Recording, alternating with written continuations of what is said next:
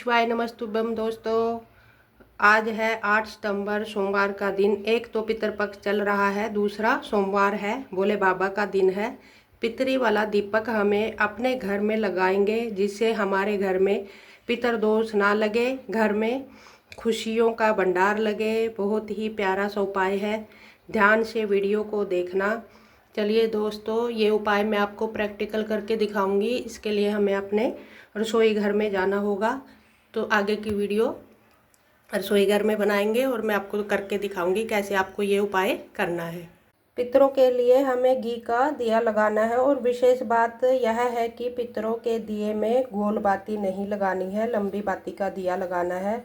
अब बारी आती है कि दिया कहाँ रखना है। अगर आप अपने घर में जहाँ पर पीने का पानी रखते हैं, जैसे कि मटका, देखिए मटका, परिंदा या आरओ लगा हो, उस स्थान पर रखना है। नियम तो यह है कि हमें पितरों का दिया कहाँ लगाना है, नदी के पास में, तालाब के पास में, सरोवर हो या कुआं बावड़ी कुछ भी हो। लेकिन आज के टाइम में ये पॉसिबल नहीं है कि आप नदी, कुआं, तालाब के पास दिया लगाओ। तो क्या करना है, जहाँ से आप अपनी रसोई में पीने का पानी रखते हैं, लगभग सभी घरों में आरओ लगा हुआ है। जब भी पितरों के दिया लगाते हैं तो दिए के नीचे थोड़े चावल रखने हैं, फिर आपको दिया लगाना है। बारी आती है दिया जलाने की। जब हम दिया जलाएंगे तो हमें अपने पितरों का ध्यान करना है, उनका नाम स्मरण करना है, पितरों का नाम स्मरण करना है, पितरों को याद करना है। दिया जलाते समय आपको ये करना है।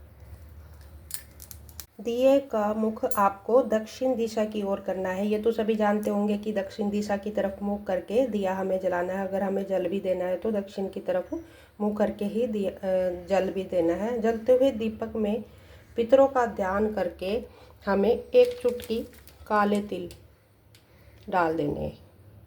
देखिए, एक चुटकी काले तिल डाल देते हो तो इससे हमारे पितर जो हैं बहुत खुश होते हैं, वो हमसे कभी नाराज़ नहीं होते। जो आज के दिन इस दिए को अपने घर पर ज़रूर लगाना। घर में बीमारी है तो पितर दोष है, लड़ाई झगड़े हैं तो पितर दोष है, अगर बरकत नहीं है तो आपके घर में पितर दोष है। इसके बाद आपको एक लोटा जल लेना है। आप पित्तल, तांबा, कोई भी लोटा ले सकते हो। उसमें आपको थोड़े से चावल डाल देने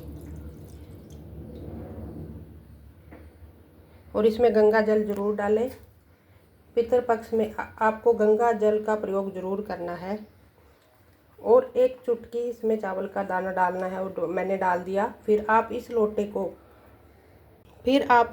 को 10 से 15 मिनट, जहाँ पर आपका पीने का पानी है, आरओ है, मटका है, परिंदा जो भी है, उसके पास आपको 10-15 मिनट के लिए रख देना है। ठीक है, 10-15 मिनट ऐसे रखा रहने देना है।